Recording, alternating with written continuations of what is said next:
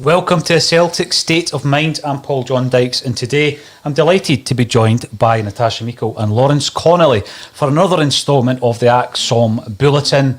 Never a dull moment. Let's get stuck right into it. Natasha Meikle, you were part of a discussion just last night around the possibility of Peter Lawwell remaining at Celtic Park, just not in the capacity of CEO.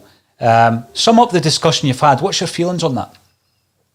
Yeah, so it's something that Pat Bonner and Tom English were debating the previous evening, the Sunday night, about whether Lawwell would be staying in the board in some sort of capacity. Would it be a formal role? Would he just be simply at the end of the phone for Dominic Mackay? And Tom English thought that this would be a good idea. Pat Bonner, on the other hand, thought it would be a terrible idea. I was on last night discussing it with the Sportsound team, and yeah, I've got to come down on the side of Pat Bonner on this one. I think it would go down very badly if Celtic were to make an announcement, and as part of that announcement, Peter Lawwell was going to be staying at the club. For a lot of the fans, me included, to be honest, Lawwell must shoulder a significant amount of the blame for Celtic's downfall this season. Yes, he has brought us success in the past, but clubs like Celtic can't live on past success. Ultimately, Lawwell's the one that appointed the management team. He's the one overseeing the major decisions at Celtic. And all of these decisions have been wrong over the last year, arguably longer.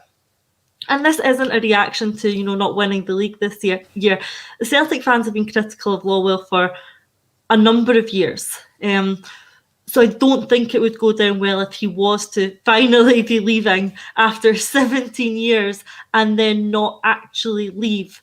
I get 100% that, with appointments at this level, a transition period is needed.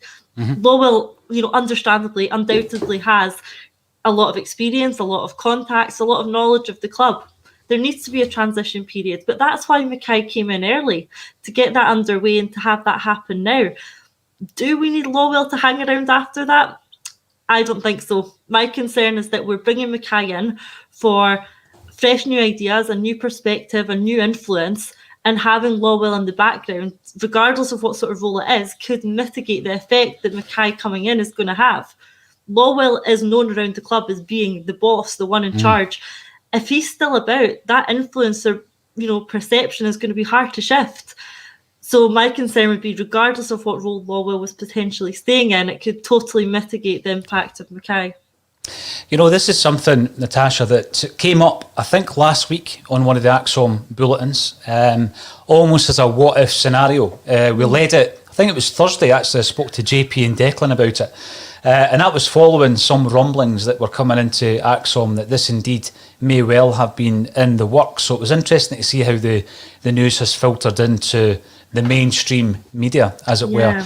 But it's great that you were part of that discussion. I'm looking at the scenario and thinking, how on earth could someone, not only the ex-boss, as it were, because day to day he is running the football club, how could he be anything other than that? That's the biggest thing for me. So having your involvement and your influence in every aspect of Celtic Football Club, from who's going to be signed to where the smoking bus shelter is situated at the stadium, everything. I mean, that's micromanagement. How do you then switch that off and fulfil a completely different role? And I suppose the flip side of that, and I'm going to bring this one over to Lawrence here, the flip side would be, yes, we are in a situation where it has been an absolute disaster of a season. And also, in a lot of these discussion points will feed into other discussion points as we go on. It's easy to forget the good aspects of what Peter Lawwell brought to the club. So here's a man who has been called by those at Lyon as one of the best negotiators in world football. Yes, we have turned a profit on various players, and let's not forget, somehow we managed to get our money back for Patrick Klimala, apparently. So he is good at that aspect. However, surely, Lawrence, and I've got to say I agree with Natasha on this one, surely a clean break is required here. I think, transition period, I wouldn't be expected to stay on for that, but yeah, I think Natasha's right. That it needs to be a defined transition period. I think if he was to be announced that he was staying on in an indefinite role, this is his new position at the club, it is not going to go down well at all. With the fans, never mind how it plays with Dominic Mackay. You know, when he's doing something, is someone run away to Peter with stories? And it's transition period, advisory capacity, defined term, then moved on. That's it. And I think transition period at this level is about 6 months, isn't it? So hopefully be gone for the new season. Again, these things come into us, and we're always reminded of all the great work that Peter Lawwell did at the club. But Jungle Lion comes in to say he got well paid for that. He certainly did. And I think that we're moving into an area of where we are at Celtic, Natasha, where I'm not going to refer to individuals as dead wood or rot, but there is a rot setting in at the club. There's a whole culture change required. Let's go back to the big culture argument that we've been talking about right back to when Neil Lennon questioned the culture of Celtic when things started to go awry this season. In order to make that culture, a big part of that culture change is the managerial aspect of it. Because, if you change certain people within an organisation, the culture, it could actually remain the same. You've got to have a root and branch change. And I know a lot of people are saying, well, I think he's jumping the gun here. A Celtic supporter saying that we need to completely restructure from top to bottom. But in order to change the culture, which has, slowly and gradually crept into Celtic Football Club, Natasha, the biggest part of that, beyond the football aspect, beyond the new manager, and we will get onto that because I've not heard any updates recently. I think the main part of changing the culture will be to change not only the CEO, but also it's time to move on. Peter Lawwell, and you thank him for everything that he's done. You criticise him for all the errors that have been made, particularly this season, but we move on. Yeah, that's exactly it, Paul. And in any business, there is a reason that there tends to be a limit on how long a board member, a chief executive, spends at a club. Because you need that new perspective. You need it to be cyclical. You need to bring in new faces, fresh ideas, and new perspective. And you'll see it in any sort of business that a CEO has a maximum term. Peter Lawwell's been at the club for around 17 years now. That's far too long in any business, never mind the football club, which is perhaps more ever-changing than any other business. So it is time for him to move on. But he needs to move on completely. If now isn't the time, then I don't know what is. Obviously, this season was going to be the time regardless. A perfect fairy tale ending would have been for Celtic to have completed the 10, for Neil Lennon to move on, for Scott Brown to move on, for new faces to come in, for Peter Lawwell to move on. We've not had that fairy tale ending, but that doesn't take away from the fact that these people still need to and are going to move on. Neil Lennon's already moved on, Scott Brown's on his way out. Peter Lawwell does have to be the next piece in this puzzle to also move on. Mackay's been in, I know he's not been in for very long. Get 2, 3, 4 months working with Lawwell before taking over. That's fine then to let him be in that position and run with it. Now, I'm not saying that if he ever has a question that comes up, Peter Lawwell won't be at the end of a phone. If Celtic ever need to utilise a connection of Peter Lawwell's, I'm sure that from time to time there will be no harm in picking up the phone to Peter Lawwell. And I have no issues with that. Where I do start to have an issue is the suggestion that he must remain in some position of significance on the board, because that's far too formal and that keeps his influence very high. And Celtic fans have, already been critical of the influence Peter Lawwell has, perhaps in areas he shouldn't have influence in, transfer dealings and things like that. His presence in a formal role, director on the board, non-executive director, whatever it is, that presence is probably going to be too much for the fans to be happy with. And right now, Celtic need to stop doing things that make the fans unhappy. It's that simple. Bottom line, on the pitch they're making the fans unhappy, off the pitch they're making the fans unhappy. They need to turn this tide and start having a bit of a momentum shift back to doing things that stop making the fans unhappy. If we come out at the end of this social media silence with any announcement of Peter Lawwell staying, I think the fans would despair, to be honest.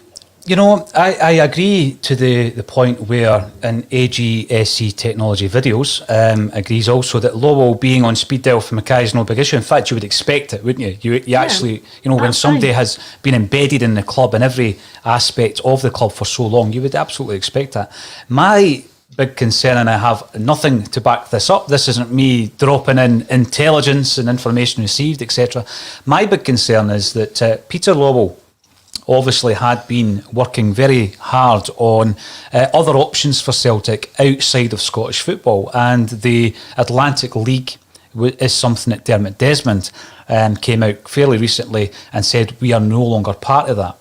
What then ensued was everything we've seen in relation to the European Super League announcement, and everything that happened thereafter, and what is still happening at clubs like Manchester United, who it's almost sparked their fans into action against the owners of the club. But the discussion after the European Super League faltered was one of a British Super League. So I'm merely reading between the lines here. This is not information received or anything like that. But if the club were to look at the work that Peter Lawwell had done in relation to putting together a proposal for Celtic to be part of a Super League outside of Scottish football, and the announcement comes in that that is the route that we're going to take and Peter Lawwell is going to be heading it, Natasha, is that something that could possibly be accepted, or would that actually make matters worse? I think it would make matters worse, to be honest. I don't think there's going to be any acceptance of this at the moment. And, you could debate that it could be helpful, it couldn't. I think the fans are so far down the line now of needing this current regime to move on that it's going to be very hard to come back to. And if Celtic come out and put forward, a solid, well-balanced reason for it being in place, I still don't think that the Celtic fans are going to take well to it. I think, like I said, I think we're far too down the path of needing the season to be over, the current regime to be over, a fresh start to be in place. That has to be the only option from here. The other thing that's a concern, and I'm going to throw this one to Lawrence, because I think you mentioned it some time ago, Lawrence, is let's take the Eddie Howe scenario. And Eddie Howe's obviously got his links to Brendan Rodgers. He spent time in his own coaching development shadowing Brendan Rodgers. He's already said that he's still in touch with Brendan Rodgers, and we know the relationship that Rodgers had with Peter Lawwell. How damaging could that be, Lawrence, to any prospective managers coming in, doing their own due diligence, speaking to previous managers at the club who may not have had a good relationship with Peter Lawwell? I think we spoke about this back in October, November. Any manager's going to speak to Brendan Rodgers or Martin O'Neill when they're coming in, and what kind of recommendation they're going to give. If we talk about a culture change, do we need to, things that have annoyed the manager, getting players in too late for European qualifiers, not getting your first target. How often do we not get our first, second and third choice targets in a season? Players signed that you don't know anything about. I'm not too sure which, we've covered it quite a bit. What kind of manager wants to work under those circumstances? Listen, you can identify your targets, but score out the top three, because you won't be getting those.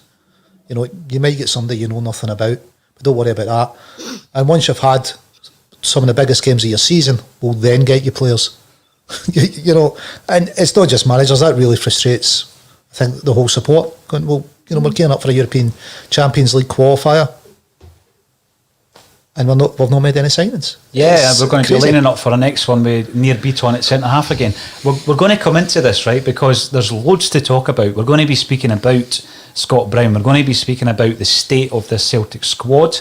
Not just the performance at the weekend and many of the performances this season, but the entire squad and the kind of job that's required. Have a wee chat around the John Kennedy post-match, Natasha, to go onto the Celtic website to pick that one out. And also the David Turnbull announcement that he's in the shortlist for the Young Player of the Year. And then again, tie that into the actual transfer policy that we've had and whether or not that should change. Now, I'm going to bring in a couple of names here of ex-Celts that I know are divisive figures within the support, because there has been a couple of them in the press recently. First up is Andy Walker. Now, I know Andy Walker is disliked by a great number of Celtic supporters. I remember he came out in January and spoke about the Dubai trip. Natasha was very succinct in his views about that, and it would appear, although not confirmed by the club, that Andy Walker has been banned from Celtic Park. Now, this goes back quite a while, actually, where I was party to a conversation, and I'm going back to 2011-12, where Andy Walker was speaking about the fact that Celtic, it was on the back of Celtic launching a season ticket campaign, and he was heard to say that in the press, Celtic fans don't need a season ticket, they can just walk up to the park, buy a ticket and go in these days. And the club were very, very unhappy with Andy's comments. Now, since then, I don't think the relationship's got any better. To the point, though, that you're banning a pundit, an ex-player, a pundit from Celtic Park. Now, here is the arguments for and against that. Now, you may or may not like Andy Walker. Andy Walker, believe it or not, is a Celtic fan, has been all his life. But he's also a pundit who criticises Celtic, as is the next ex-Celt I'll be speaking about. So if he is banned from the club, obviously he will be on media duties elsewhere, that's fine. What if a Celtic state of mind continually criticise the club for their wrongdoings? What if a Celtic state of mind continually criticise the fact that we went to Dubai, that we sold the fans down the river for 10 in a row, that we failed to capitalise on what Brendan Rodgers had built at Celtic, and that we failed to act all season? What if we continue, because we've been criticising them all season for it, Natasha? Does that mean that we're going to be locked out of Celtic as well? And if so, is that only as pundits and not as fans? We'll still take our money as fans, but we're not allowed to get into press conferences as pundits, for want of a better word. Where do you sit on that, banning pundits for giving their opinion or criticising the club? I'm sure our money will always be very welcome, so I'm sure we'll get back in. But touching on what you say about Andy Walker, perhaps for the first time in many, many years, I sat and listened to Andy Walker's comments about Celtic on Dubai and thought, I agree with him here. For once, he has accurately summarised the view of the fans, and he is representing the fans. He called the club detached. He said it was arrogant. He said that the club had a moral obligation not to have done that during a global pandemic while the fans were suffering. And I sat and listened to that and thought, for the first time, Andy, I fully agree with you here. And that was the point that Celtic chose to call him out on his comments and disagree with him. The first time he actually represented what the fans thought, that was what Celtic took issue with. I mean, for me, that just highlights how out of touch the club is with the feeling of the fans. So if that's what it took to ban him from Celtic Park, apparently, that concerns me. Mm-hmm. And you can't go banning pundits for things like that. I mean, come on. It's starting to get a bit propaganda, isn't it? Are we only going to let people comment on the club who say positive things? Mm-hmm. Are we only going to have journalists in who will then report back pre-approved messages from the club or the board? Are we only going to get in if we say what the board want us to say? No, we can't have that. That's not a balanced media of any sort. No, I think you make a good point, and I'll come to Lawrence on this as well. I think for the moment, everybody that's watching, because before we even came on and I said that we're going to speak about this, people were coming in saying, Andy Walker is banned from Celtic, best news I've heard in ages. I know there's a feeling around Andy Walker and amongst the Celtic support. So for the moment, place that to one side. As it happens, I have had the opportunity to speak to Andy for something I was doing previously, and he was a lovely guy and he was quite clearly a Celtic supporter. However, if people want to take issue with what he says, that's their entitlement, and I'm not disagreeing with that in any way, shape or form. However, whatever your personal feelings are around Andy as a pundit, put them to one side for a moment and consider what Natasha's just said there. So what he said around the Dubai trip was what we were saying here on A Celtic State of Mind, largely. And not just me, not just you, but, we go out every day with different contributors. I was saying pundits before. I don't know if we're pundits. I would say contributors. But we're all largely feeling the same way around the Dubai trip. Very few people were disagreeing with that.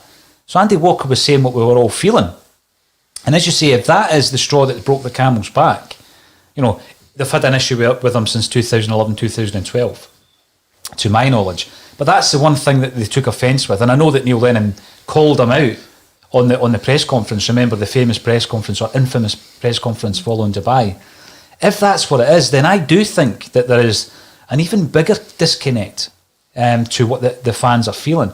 So what we've got there is we're banning pundits, we're sending out tweets being half of nothing, etc. And I'm going to go back to what Tony Haggerty said about that. Tweets don't win titles. I think this is small-time behaviour from Celtic. I really do. people may disagree, and that's fine. I'm expecting that. I'm expecting some people to disagree with me here. But I think this is small-time behaviour, Lawrence. What's your feelings on that? Listen, I quite like Andy Walker. Part of the double winning team. Even when he came back Hampden season, he done his turn. I think it gives an honest opinion. Both the things you've highlighted, 2011, you could walk up to the ground and get a tick in the street. It was true. The by comments, they're true. Are we banning people for telling the truth? Or do we fall out for them when we tell us a truth we don't like? And from a PR side, I just think it's disastrous. Celtic's PR has been amateur at best, but surely you're better, even if you don't like what he's saying, you're better trying to manage that relationship. Better in the tent pissing out than outside the tent pissing in. But we're just burning bridges with the media. I don't know why he would do that. I don't see anything he's done that's deserving of it. There's certainly pundits out there that have been more comments about Celtic that are completely inaccurate, that haven't been banned from Celtic Park. There's larger issues, Lawrence, isn't there, that we've not dealt with? Oh, huge, thugs and thieves. Remember the newspaper headline? There's huge issues out there, and to ban a guy that was a great player for Celtic, and largely, as far as I can see, he gives an open and honest, frank opinion. You don't need to agree with it all the time, but his opinion seems to be kind of deeply held. I don't think he's got an agenda against us. I wouldn't say so. And if this is the thing that's done it, it's just crazy. And who's running our PR department? Well, what's interesting? We've used the big C word, culture. This is the culture of the club, whereby you disagree with us, therefore we're going to close you down, we're going to shut you out. My kind of argument to that is, are they going to do the same with us? Not that we've ever had any kind of level of access to a degree. We've been called in a couple of times recently, but in the last 2 days we've been very critical of Dermot Desmond and Peter Lawwell. And again, we're all sitting here saying that Peter Lawwell shouldn't be at the club. Does that mean that our opinion doesn't count and we're not going to be invited to any of the future press conferences? Time will tell on that. Let's have a look on some of the comments coming through. Brian Watt, welcome to the show. You're commenting on YouTube. The one time Andy Walker hits the nail on the head and the club ban him. I did feel a bit like that, actually. When I heard this news, it's not confirmed by the club. I don't think they would confirm it, to be honest. Caplaw Mark, Andy Walker, was one of our players. He was a supporter as well. And he's well entitled to his opinion, agree or disagree. And there's quite a few coming in, for example, here. So you're okay with Andy Walker going in Sky Sports stating we hate the Queen. Actually, that's okay.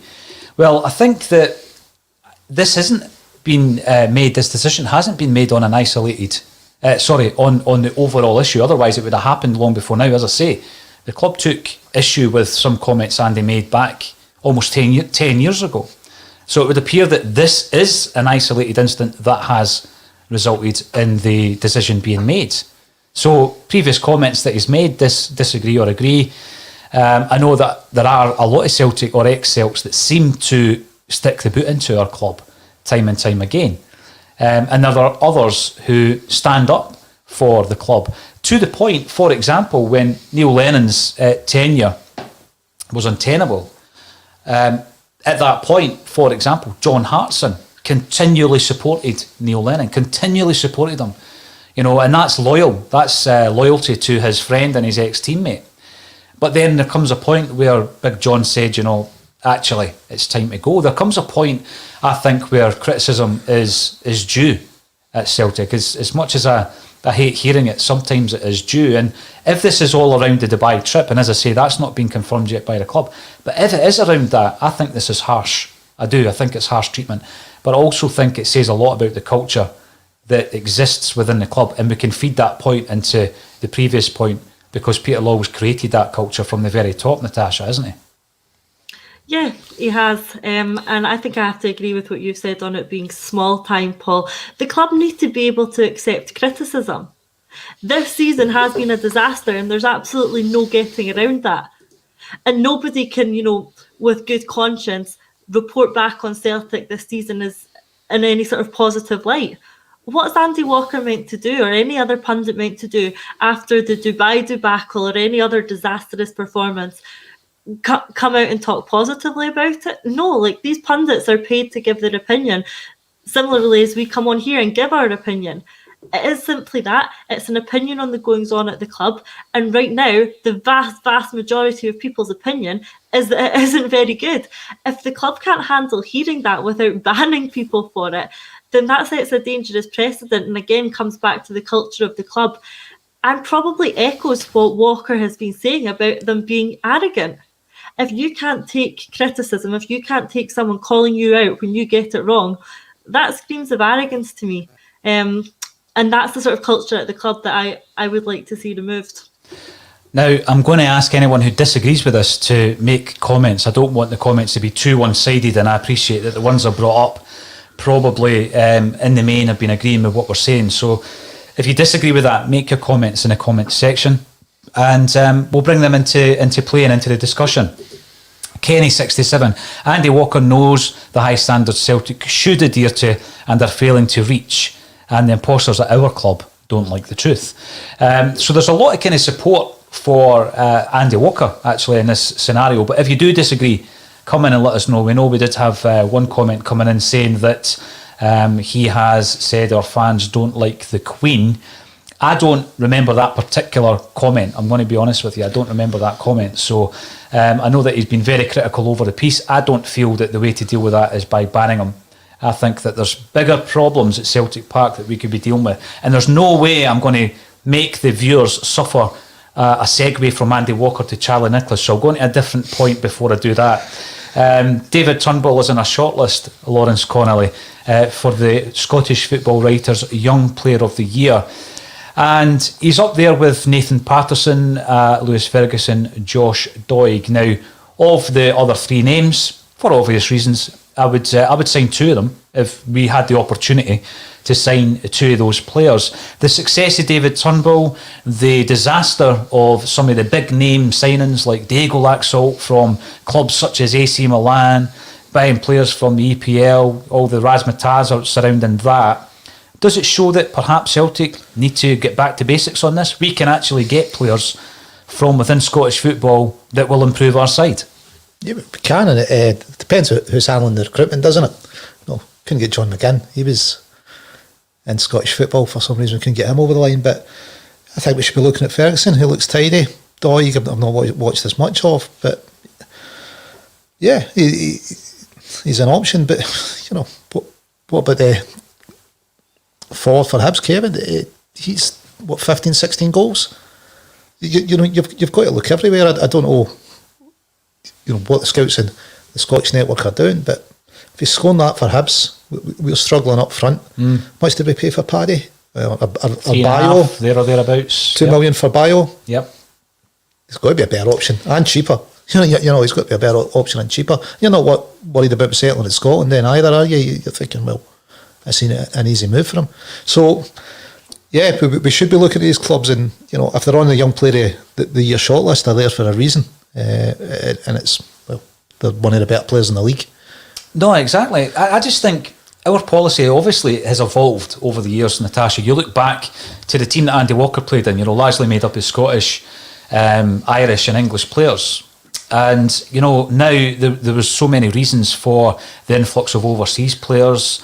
And it worked for a long time for Celtic. It certainly did. But I just think we need to strike a better balance. You can look at, even in the near history, some of the players that have come in from other Scottish sides, not necessarily Scottish, but from Scottish sides, like Scott McDonald came in, scored 30-odd goals in a season. Even Tony Stokes, Lee Griffiths. We've had successes coming in from other Scottish clubs. Somebody's going to point out that we bought Griffiths from Wolves because I know he had been at Hibs on loan.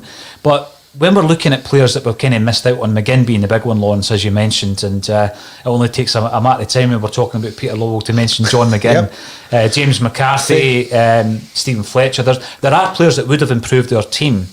But I think that moving into this post-COVID world, Natasha, we really do need to look at some of the better Scottish youngsters.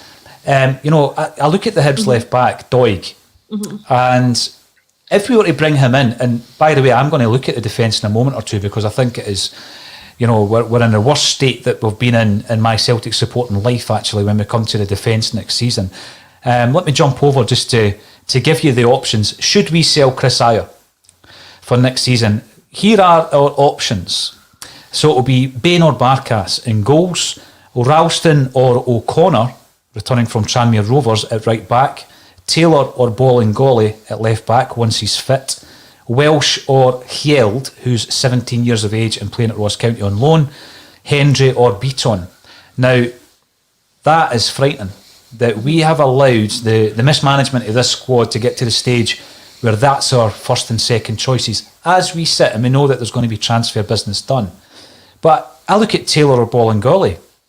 Doig would at least be the second choice there, and he would be pushing for the first team jersey. There's nothing wrong with looking at the Scott Brown situation and saying, well, Lewis Ferguson would bolster our midfield.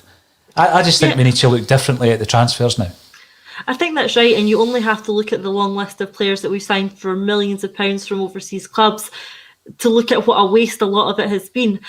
I think you've got to strike the right balance. I think there's certainly better buys in Scotland who have proven themselves in the Scottish League that could come in and do a job for Celtic.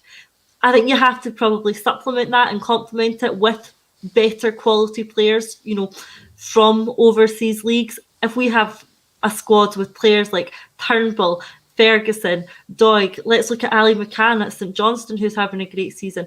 Players like that, and supplement them with players at the level of Ayer and Edward. That's the sort of balance we need to be looking at. In the same vein, I do accept that we've bought from the Scottish League before. Let's use the example of Nadir Chishti. He was doing well in the Scottish League. That didn't work when we brought him over to Celtic. That didn't work at all. So there is risk. It doesn't mean if somebody is doing well for another team in Scotland, they're automatically going to come in and do well for Celtic. It's a big step up. It's a different level, and there's much different expectations. But I think there has to be that balance that I've talked about, that balance of, yes, looking at the better players in our league and complementing them with good finds from the European leagues.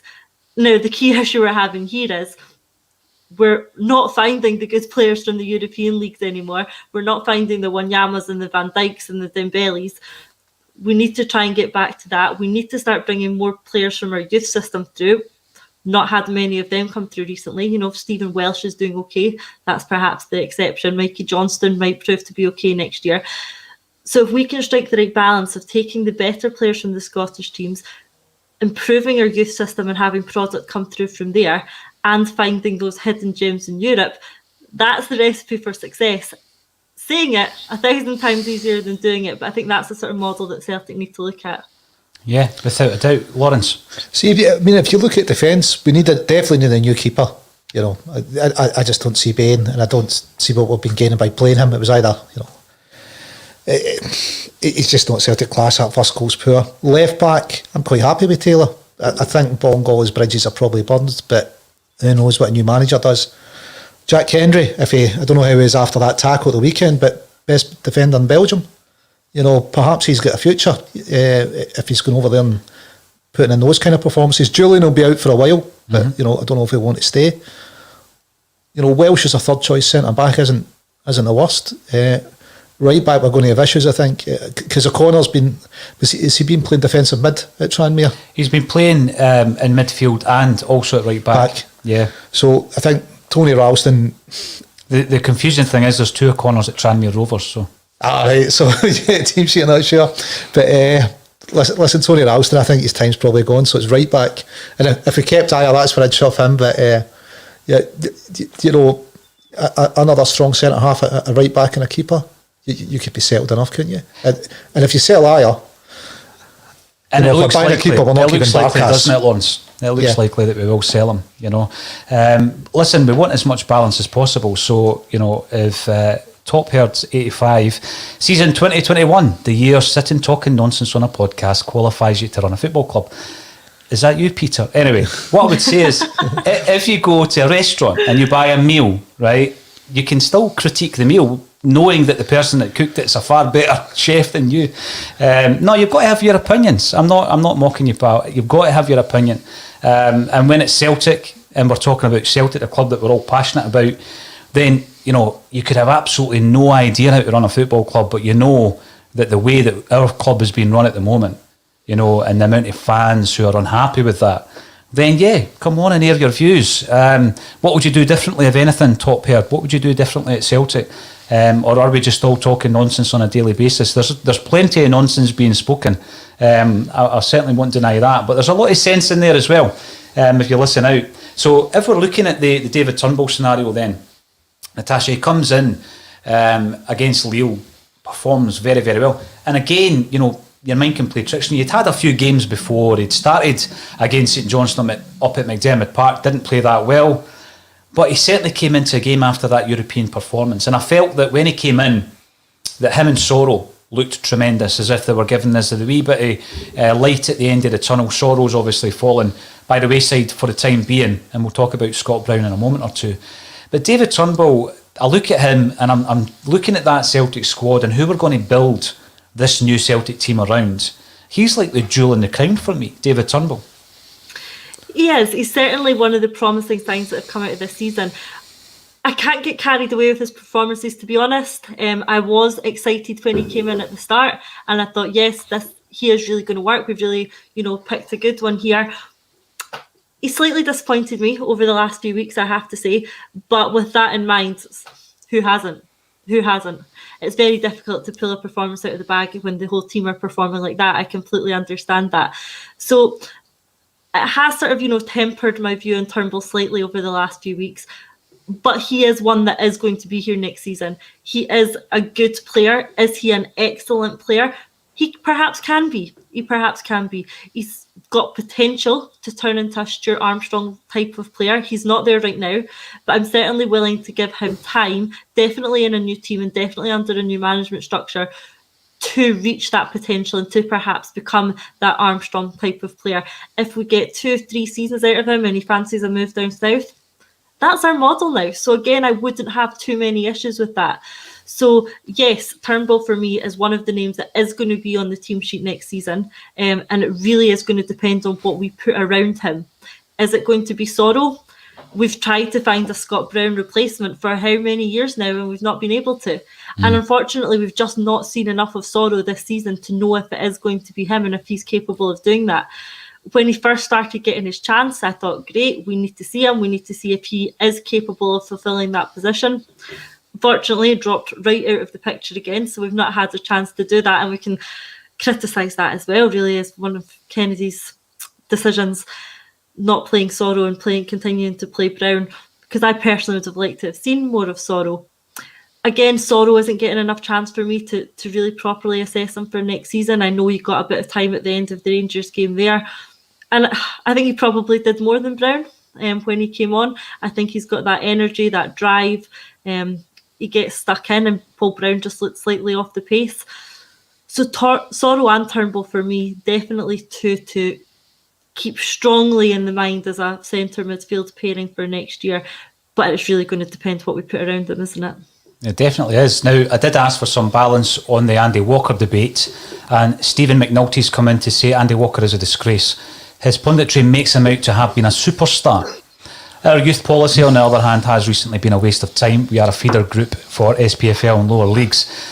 So I know and always knew that the Andy Walker debate would divide opinion. I just think as a football club, we need to, rise above that kind of thing, banning specific pundits from the stadium or from the ground. And then particularly if that person has been an ex-player at Celtic. I find that a very difficult one. So I'm sure that debate will rage on. I'm going to have to use that as a segue because you brought up the Scott Brown situation, Natasha, into some of the comments that have been made around Scott Brown, again from ex-Celts. Now, I'll start to try and cushion the blow by using the comments made by Andy Lynch, first of all. Good pal of mine, Andy, having worked with him on his autobiography. And he doesn't reckon that Scott Brown will be a big loss. He won't be missed. Lawrence Conley, how can you say that about a Celtic legend, someone who's won, I think, 22 trophies at the club? I mean, the club are asking us to go to the St Johnstone game and, give them banners of support and a farewell to Scott Brown. He is a legend. Surely he's going to be missed. Listen, I'd say he was a legend. I'd probably say he was missed this season. Where was he? It wasn't the Brown of old this season, was it? No. Too few games did he turn up. So I think, but we tried one season too long. Natasha's touched on it. Kennedy, why wasn't he playing Sorrow? Especially when he'd come in and done well. What was the future? Especially after, what was that again? Especially after Brown had announced he was moving to Aberdeen. Play Sorrell. Well, then out of cup. What's that again? Sticks up. Sorrell in. He sticks with Brown. It's a strange one. Why we won't put Sorrell in and let's have a decent look at him and see what he can do. There's words that Spurs are meant to be sniffing around him. It's baffling, really, Kennedy's decision making on why. Does that surprise you about Sorrell? The Spurs, is that just paper talk, do you think? Could be just paper talk. They're looking at him thinking we can do a Wanyama on him. Yeah, listen, there could be possible. What you've seen of him, he covers the ground quickly. I know he gave away a goal the weekend, maybe he was a bit rusty, but his distribution generally is all right. He's going to tackle, he closes the game down well. So they'll maybe saying that, the boy's got some talent. That could be a bargain and get picked up there. He's not really playing at Celtic, maybe there's a deal to be done. So they could be looking at that, which would be a shame if he went on elsewhere and we missed out on. I mean, how many games has he played now? It's not a lot, is it? No, the big thing for me is you've got the analytics and people can give you all the figures and you use them and utilise them to craft out your view on certain players. And I think after the game or during the game, I was watching Brown's performance. I was pretty critical of Scott Brown. He's just not at the races a lot of the time. He's not tracking back. When you look at the movement of Ryan Kent, for example, he's leaving Brown for dead time and time again. I think when you bring on Sorrell gets much more touch tight to the player. But the one thing with me in Sorrell that I am concerned about, and I raised this, is that he gives away so many needless fouls. He just niggles and niggles, and you think that he's going to be in the referee's book within 20 minutes, especially when you look at the referee at the weekend, Lawrence. He's going to be in the referee's book pretty quickly, and maybe that was on the mind of John Kennedy going into that game. I hope it wasn't sentimental. But Brown was way off the pace, Natasha, and to be honest with you, I thought it was a sad ending to his big time, if you want to call it that, Celtic career. It was the biggest game he's going to have between now and the end of the season. It was sad to see him so off the pace. It was. And I do actually put a bit of blame on Celtic for this. We haven't adequately replaced Brown and haven't given Sorrell the chance to be his replacement. So we've had to continue to drag out a Scott Brown who has passed his best. And that's Celtic's fault, putting Brown in that position that we've not been able to replace him, so he must play. He was off the pace. There's no taking away from what Scott Brown has done for the club over the past however many years it's been now, 14 years or whatever it is. Every fan can recognise that and thank Scott Brown for everything he's contributed. He has been an incredible servant to the club and one of these modern day legends. No taking that away from him at all. He was off the pace at the weekend. He is past his best. Will we miss him on the park? Going by this season's performances, perhaps not, but it's no way possible to say that Celtic won't miss Scott Brown next season and the impact of someone of that stature around the club. We've said on the show many times before, there must have been a role for Scott Brown next year. I don't say he needs to play every game or any game, or maybe 20 minutes here and there is going to be more suitable. But there must have been some sort of capacity for Scott Brown to remain in a coaching role behind the scenes. That sort of influence is something I think we're really going to miss next season. I don't know who at the club is going to have that presence and is going to be that figure. I mean, we've touched on it a million times. The rebuild project is massive. The instability is going to be massive. Losing a presence like Scott Brown is going to be missed, and I don't know how you can say otherwise. It definitely will be missed, and we'll get on to Charlie Nicholas's comments in a second or two. But again, for balance, I've mentioned Lewis Ferguson. I've always liked what I've seen with Ferguson. He's not a finished product yet. Zinko comes in to say that he agrees with Lazarus. Lewis Ferguson is not that good. He is average at best. And John Paul Connors, Ferguson, although good, is on to a loser. If teams plays badly, he will get slated regardless of whether it's his fault or not because of his family. Best to stay away. I do think that he is one of the best talents, certainly, in the league. Doig is only 18, reminds us, Paul Caldwell. Yeah, I think he's a brilliant talent. I mean, you look at the amount of games that he's actually played this season. But your point there, you look at Scott Brown, as we sit here, 41 appearances this season, Natasha, near Beaton, who I think's about 7 years younger, and who can be utilised in the same position. Whether or not you think it's as good, 21 appearances. So when you look at how a player's been managed, Natasha, 21 appearances for Beaton, 41 for Brown. And I know there's been injury issues there as well, but I don't think we've managed Scott Brown ever since, even Brendan Rodgers his last season. He's played far too much football. Yeah, and that's it. And that's what we've touched on. It's not fair on Scott Brown that Celtic are putting him through this. I'm sure Scott Brown, the type of person he is, will want to continue playing and giving everything he can for the club. So I don't think he would say it's unfair. But in some way, it is, and it's not the first time that Celtic have done this. We didn't have a replacement for Tierney, so Tierney constantly had to play using painkilling injections and play when perhaps he shouldn't have, because we didn't adequately have a backup for him. McGregor, similarly, we've had to play him over the last few seasons in so many games. I remember reading the article that Celtic put out at one point, not last season, I think it was the season before, about how McGregor had played the most games for his club in European football. And they put it out as if that was some sort of accolade, as if that was a great achievement. And I remember thinking at the time, what sort of achievement is that? If we've got to play this guy more than any other player in European football because we have nobody who can step in and do his role in any game, be it a lower cup round or be it to a lower team in the league. We had nobody else who could do his role, so he still had to play all those games. To me, that's not an accolade. That's a failure in having squad depth. And again, we failed in not having squad depth in terms of a replacement for Scott Brown. So the fact that he is still playing this amount of games this season at his age is a failure by the club to adequately replace him. It is. I mean, the McGregor question, let's drop him against Ross County in the Cup. It's nonsense. It really is. Now, to go on to a point being made by Mark Campbell, why are you talking about Ferguson and Doig when we have Henderson and Robertson? Give the kids a chance. Well, I agree with you. Yeah, I would love Celtic to give our own youth players a chance, but I think that's the reason why we're talking about Ferguson and Doig. Ferguson got a game at Hamilton. He won himself a move to Aberdeen.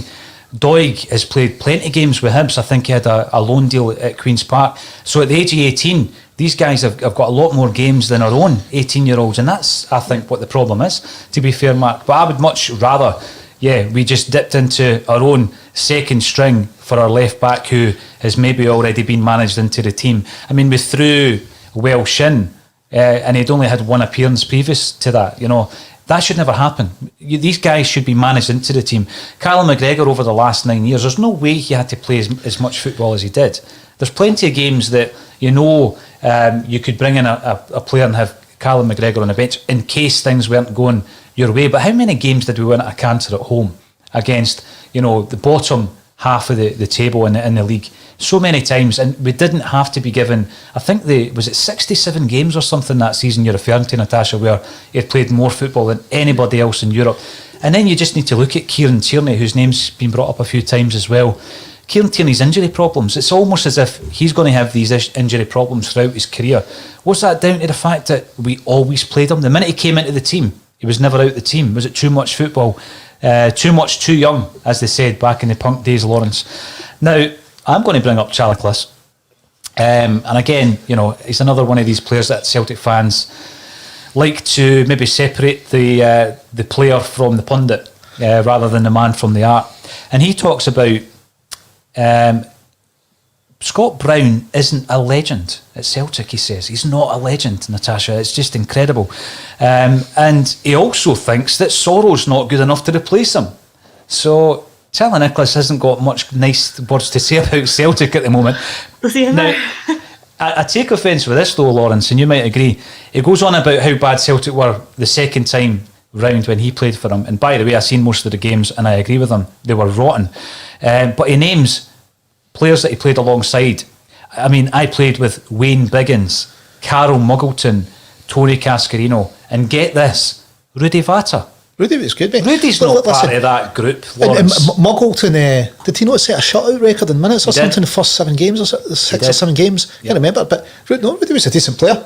And then he went on in the Bundesliga after us and had a few seasons in the Bundesliga in Germany, didn't he? Rudy Vata, yeah. The thing with Muggleton, he played 13 games, and in those 13 games he conceded less goals than Arthur Boric. Now, I'm not saying he was a better goalie, but I think he suffered from having an unfortunate name. And he played in a very, very bad Celtic side. But I'm not having Rudy Vata. There's no chance I'm having Rudy Vata in that category. No, Rudy was a decent player. Scored free kick at Hampden, I believe. But yeah. And by the way, his son is he scored the other day. Up trees, yeah, absolutely. His son. Natasha, Charlie's comments, Scott Brown's not a legend, that's just nonsense, isn't it?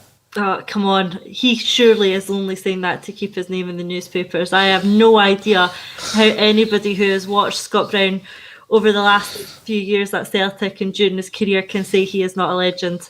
It is a word that is used far too regularly and far too easily in football at the moment, but it's certainly not misused in the case of Scott Brown. What he's achieved at Celtic is unlikely to ever be replicated. You no longer get players who come to a club like Celtic and give it their whole career as much as he has done. What he's achieved in terms of his trophy haul is just one aspect of what he's given and achieved for the club. His presence on the pitch, off the pitch, can only be commended.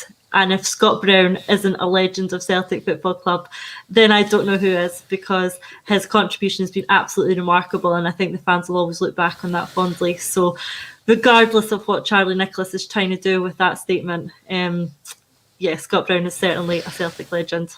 Yeah, I mean, invincible treble captain, a true invincible domestic season. You know, one where you don't lose games. Quadruple treble winning captain. It's, you know, what do you have to do? What do you have That's to do? just the last 4 years when he's been on the wane. He's one of only 12 players to make more than 600 appearances for the club, 500 appearances rather, but he has actually made over 600. So I disagree with you, Charlie. Edward Diver, let's have a wee look to see what Edward's saying. Charlie was just a goal digger, not a Celtic great. Now, the one thing I did learn about Charlie Nicholas is, you know, when I was growing up and I wasn't allowed to go to the games, Charlie was on everybody's tongue. This was first time round, Lawrence. He was the real poster boy for Celtic back then. You know, he scored something ridiculous in a season, 50 goals in a season. He broke a leg. He was tremendous. Everybody wanted him. Spurs, Liverpool, Arsenal, and obviously he went for the bright lights of London. But interesting enough, having dug about and had the opportunity on one occasion to speak to Charlie Nicholas, Celtic sold him. And for years and years, it was always that, you know, Charlie was a goal digger back then and he wanted out of Celtic. He had no decision. He had absolutely no choice. Celtic sold him. Yep. If you believe Charlie, I'm not going to call him a liar. You might disagree with his opinion, but he didn't want to leave Celtic first time around. He felt it was too early. I remember reading Billy McNeil, one of Billy McNeil's autobiographies, where he reckoned Nicholas was a more naturally gifted player than any other player that he had managed at Celtic. So, you know, the talent was undoubted.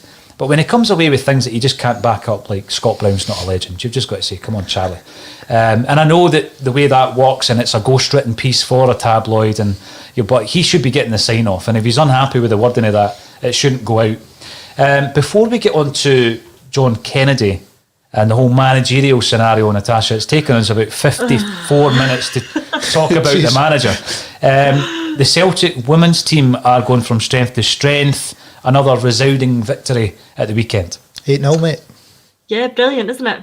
Brilliant. There's a team who are still giving it absolutely everything to get themselves into, if not the top spot, second spot in that Champions League position. Yeah, absolutely brilliant.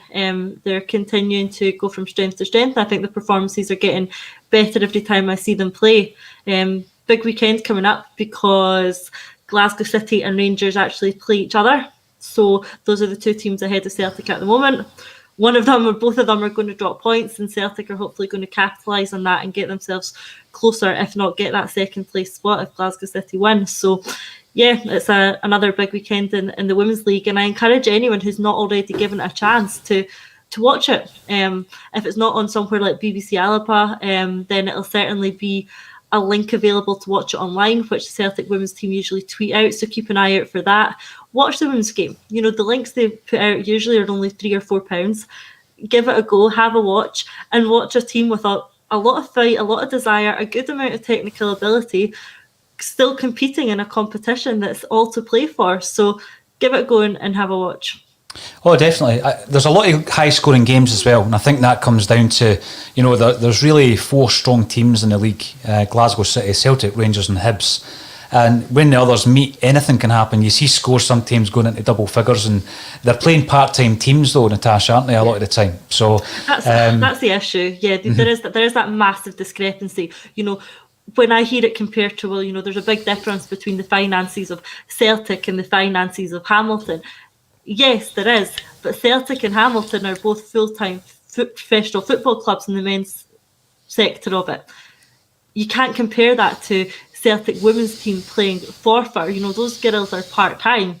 You know, it's not professional. So there's a massively wider discrepancy there, which is why we do see the bigger scores.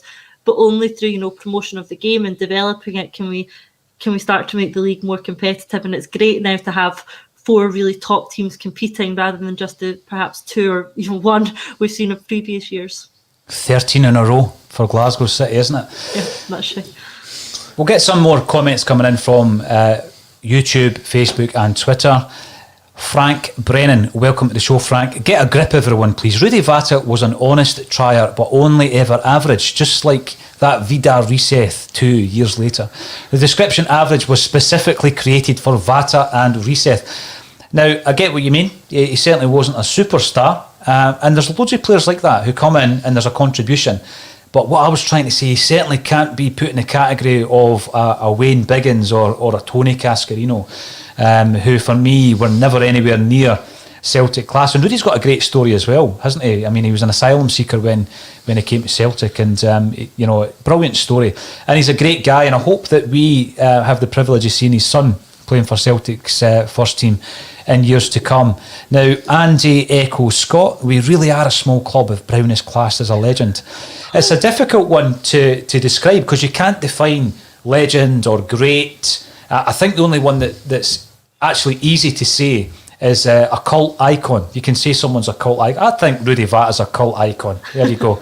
But I think he is a legend, Andy, because you look at people who are generally respected as legends within the history of Celtic Football Club, and they haven't achieved anywhere near as much as Scott Brown. And as I say, longevity there as well. In this day and age, in the modern day, that's unusual for a player to be at a club for 14 years, what he's achieved, the games he's played. So I've got to disagree with you on this one, Andy. I think he is a Celtic legend, even though we've not seen the best of him this season. Now, John Kennedy is the final point that we want to discuss here, Natasha. Now, there's a movie that it may be before some people's time who are tuning in, from 1993, where Phil Connors says, "I'm reliving the same day again and again." The movie was called, Lawrence? Groundhog Day. Groundhog Day. So here's a couple of quotes from John Kennedy following the Rangers game. Now, these could have been actually following any game this season. "When the ball came into the box, we didn't defend it well enough. Our general play is fine. We need to stop conceding soft goals." See the ball coming into the box, is that not general after play? the Rangers game at the weekend, Natasha. I mean, yeah, like you said, that could have been any game this season. We've been calling that out for months and months. My question to him is, why aren't you fixing it then?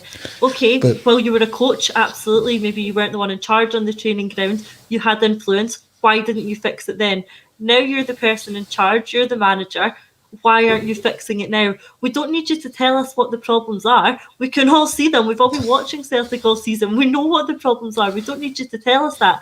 We need you to fix it. Sadly, he's not doing that. It's a disappointment for me.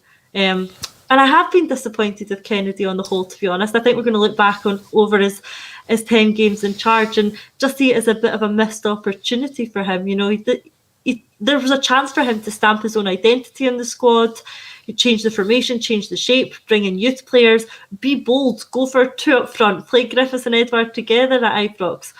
He didn't do any of that. He didn't really change anything. The performances didn't really change. The results didn't change.